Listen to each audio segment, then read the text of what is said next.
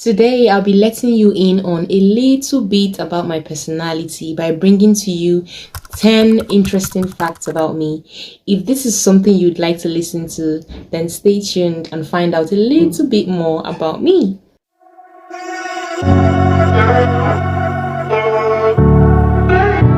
Hi everyone, and welcome back to my channel. Thank you for stopping by again today. So I'm not going to be wasting time. Without much ado, let's get straight to the first fact about me. I love my baked goods burnt. When I say burnt, I don't mean burnt to the point where it cannot be recognized. No, that's not what I mean. But like brown, the brownest brown.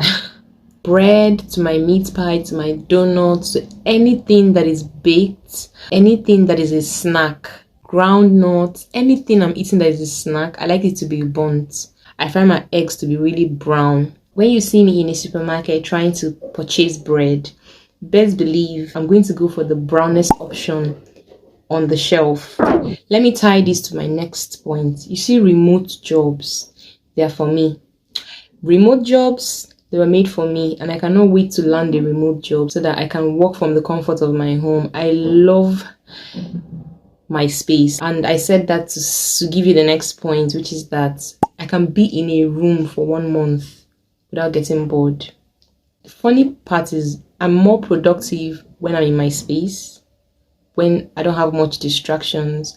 I am more productive. I won't call myself antisocial. I don't think so.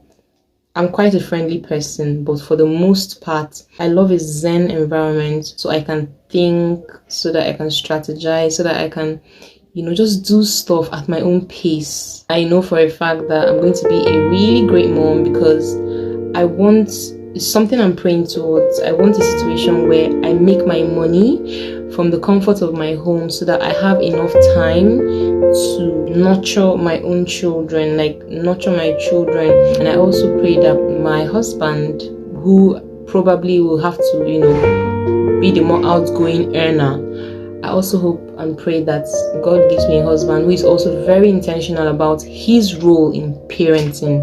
How did I get into parenting? Oh my goodness. Please, sorry about that. I was trying to say that I'm a homebody. I love my space. I love to be home. I love to be behind closed doors. And then that is tied to the third point, which is that I love dark spaces. I love the lights turned off every time so that I can just maybe see a movie or meditate. Just something. The coziness of a dark room gets me every time. I had to add that. That's not part of the points I wrote down, but yeah. Now we're going to have 11 facts about me. Sorry guys, I noticed that the spaces between my finger. Oh, that reminds me of this song. Cause the spaces between my fingers are right where yours fit perfectly. Right where this song by what's his name?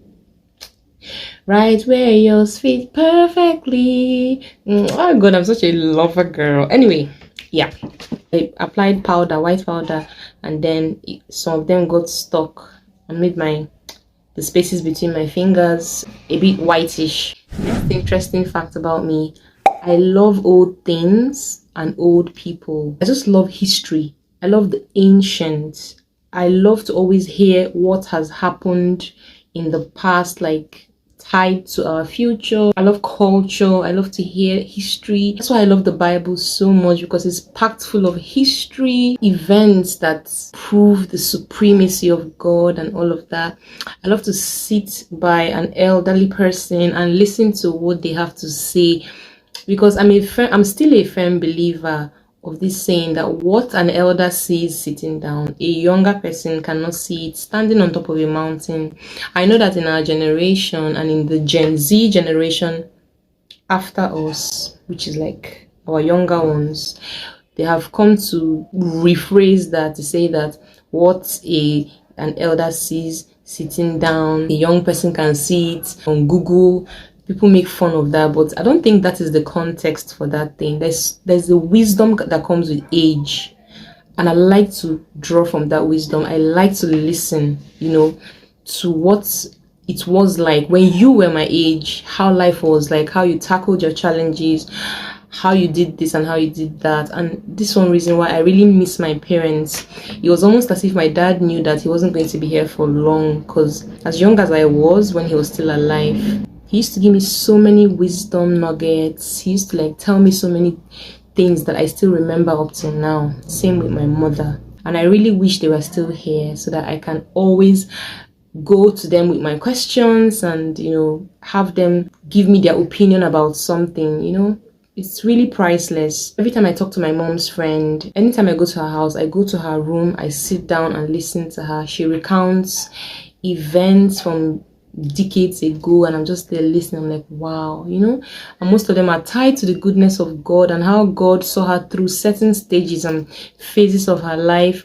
And I find myself sitting there, I'm like, wow, God is amazing. Oh, this is how you navigated this in your 20s.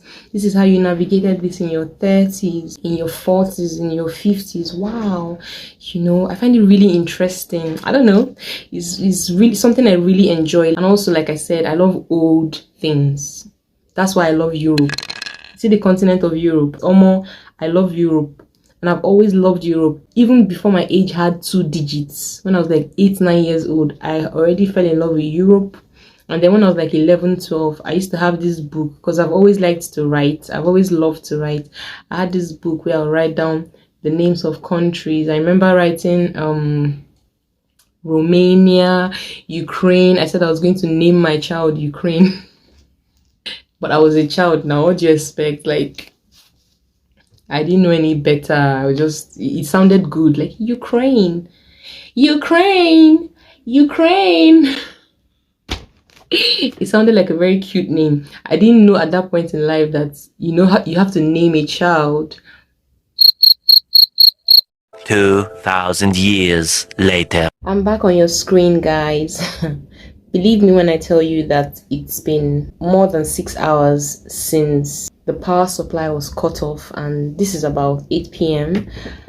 and they just restored it. I had to wear back my dress and continue because the show must go on.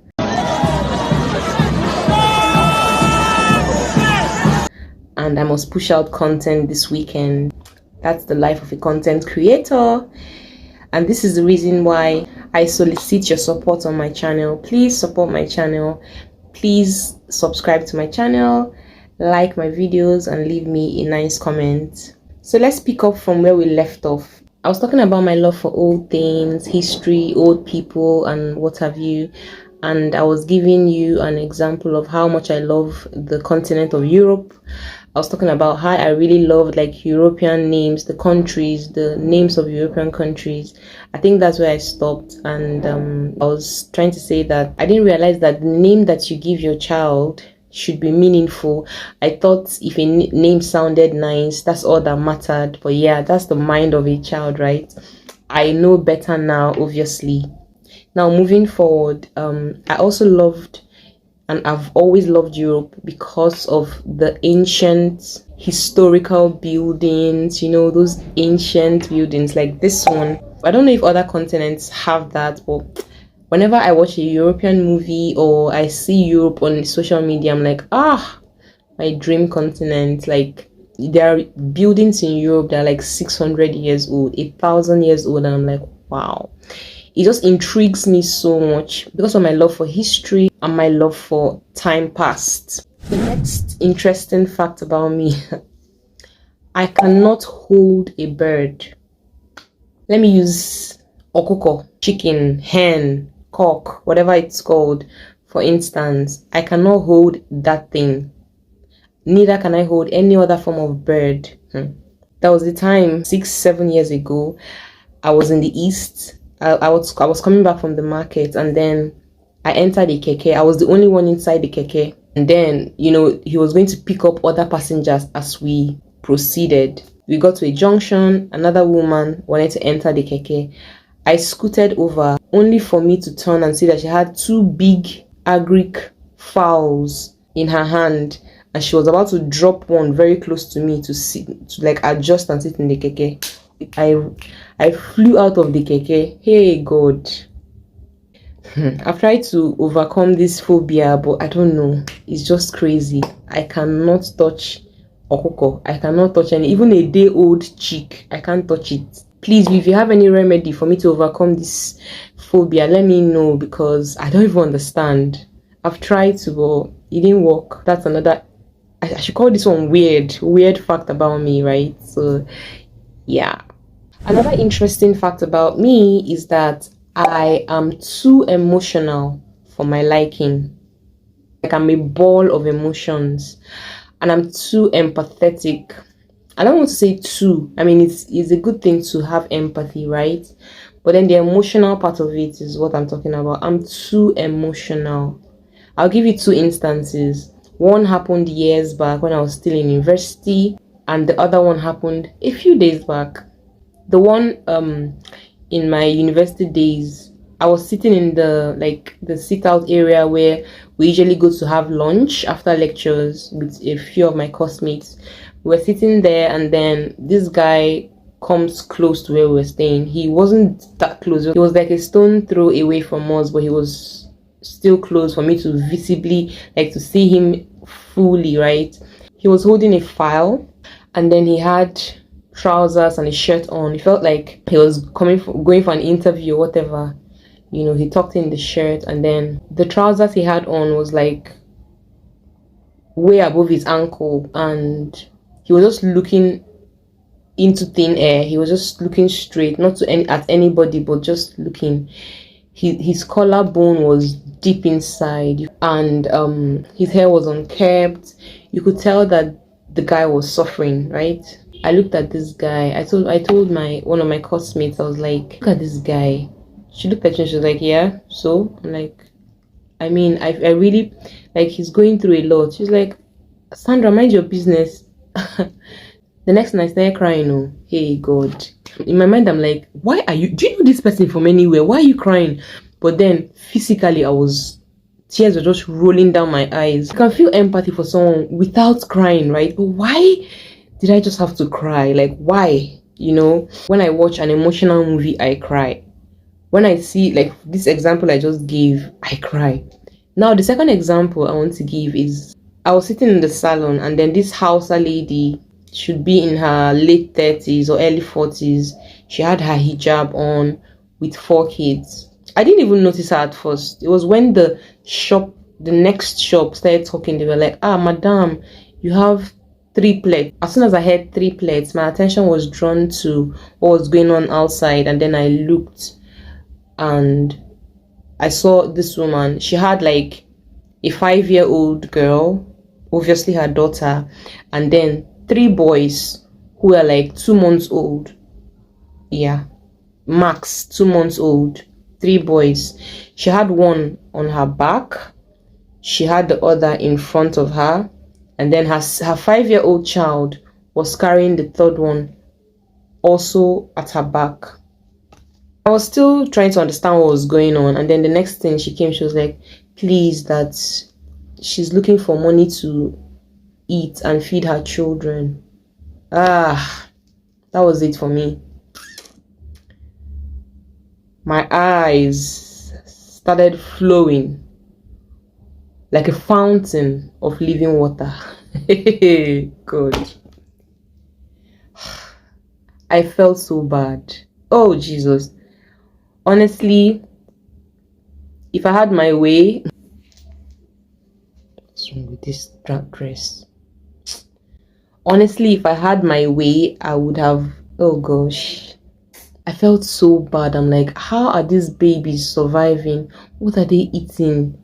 You know, like, look at this little girl. She's barely 5 years old, and she's already saddled with the responsibility of taking care of 3 younger brothers. Oh my goodness. Like, she's literally a baby herself. Oh, Chineke, like, I felt so bad. I felt so bad. I started comparing these children with their counterparts in Europe and America. I'm like, if these kids, like, were in a sane and functional society now, they will be under the care of the government. Even their sister will be going to school for free. This child is not even in school. She's busy moving around with her mother under the sun to look for daily bread. I had so many questions. I'm like, where is their daddy? Like, what is going on here? You know, then again, I don't know. was really sad for me. That's how emotional I can be. I really just pray for God to position me to be, a solution to the cry of many in my lifetime, because this world is wounded and so many people are hurting, so many people need help, so many people are crying out for assistance. There are single mothers everywhere, there are single fathers, there are homeless people, drug addicts, children that are products of broken homes, children that are being molested, children that are on the streets, people under the bridge, homeless people, hungry people, prostitutes that never ever thought that they could do this, just teenage girls that are pregnant circumstantially, they didn't ever see it coming. There's just so much pain in this world, and I really pray to God to give me the capacity to reach out to as many souls and just be like a source of comfort to as many people as I can reach out to in my lifetime, honestly. On a lighter note, the next interesting fact about me is that I can roll my tongue. The next interesting fact about me is that my belly button is the size of an adult clenched fist. I've mentioned it in one of my earliest videos, and guys, you don't even want to know, like, I don't like it for anything. That's one part of my body that I have never accepted. I don't know what I did to deserve that. Like, why me? Why do I have to have that? Like, why? What the freaking heck? Like, why do I have a belly button that size? Like, why? I definitely seek to take it out, like, as soon as I can. It has caused me so much insecurity. This is me being vulnerable. I've said this before in one video, like one of my earliest videos. Yeah, but anywho, that's my reality. And yeah, but I definitely, let me not say definitely sure, but there's a 70% chance that I'll be taking it out in the nearest future. The next interesting fact about me is that I've lived in northern Nigeria almost 2 decades of my life, give or take, but I cannot have a 5 minutes conversation in Hausa. All I know is zo, wancha, inauni, kwana biyu, nawa, bani, uda. The smallest words, but I can't piece them together and actually have a conversation after almost 2 decades of living here. I've stayed in the north long enough to have picked up on the language, but nah, I don't know. I think it's because I don't have interest in it. I don't know. That's another fact about me. I don't know how to speak Hausa, but I've lived in Hausa land for a very long time. The next interesting fact about me is, take a good look at me. Do you think I'm a good cook? So for some weird reason, people think that I cannot boil yam. I can't even boil hot water. I don't know. They said I don't look like I can cook, and I'm wondering, am I supposed to have it on my forehead? I don't get. So people have this assumption about me until they actually taste my cooking, and they're like, "Did you actually make this?" And I'm like, "Really? I don't get it. What's the big deal about cooking? Even if you can't cook, you can learn. You can learn how to cook. So if somebody can cook, it's either like a natural skill, or the person put in effort to learn, or the person's mommy or daddy taught them, basically mommy sha, because daddies don't have that time." No. The first jollof rice I ever made when I was 11 years old, my dad actually taught me how to do it. My mom was not home, and my dad was home. He taught me how to make that jollof rice. What is it? What do you think it is about me that makes people think I don't know how to throw down in the kitchen? I don't get it. My dad was a very good cook. Like, my dad used to throw down in the kitchen. Same with my mom. So what do you expect? I learned from the best. I mean, this my nails, just they shock me, sha. I've noticed that I've been doing so many hand gestures. But anyway, yeah. I'm not the best cook in the world, but I cook good meals. And I'm also really interested in learning, like, delicacies from other parts of the world. I'm legit tired of Nigerian food. Beans, rice, gari, soup, yam, potatoes. I'm exhausted. Ukwa is one thing that I don't have often, so now that I think about it, I should eat ukwa very soon. Yeah, but basically everything is just a circle. Like, you keep going on and on in circles, eating the same thing. It's boring. I'm tired. So I want to eat food from other parts of the world. Okay, is that too much to ask? All right, guys, so the last interesting fact about me is that I think I am a baby whisperer. Guys, babies love me. And when I say babies, newborn babies, months old babies, 1-year-old toddlers, children below 10, children below 12, they love me a lot, right? Recently, I have a neighbor. I always greet this woman, but I never ever met any of her children till that day. So I met her in a salon, the same salon that I always go to. I met her that day. We greeted and everything, and then she was there with her son, and that son should be like 4 years old max, or 5. Yeah. So he was trying to get my attention, and I deliberately acted like I didn't notice him. He kept coming to play in front of me, trying to. Then the next thing, he used both hands to stand on my thighs, like stood up. I was swinging on my thighs. I still acted like I didn't see him. So the mom was now like, Chisom, Bia, Kam Kurugi. He said, It was like, come now, let me carry you. Nobody will carry you. Who do you want to carry you here now? He said, that's me. Hey, I say, wahala. I don't enter.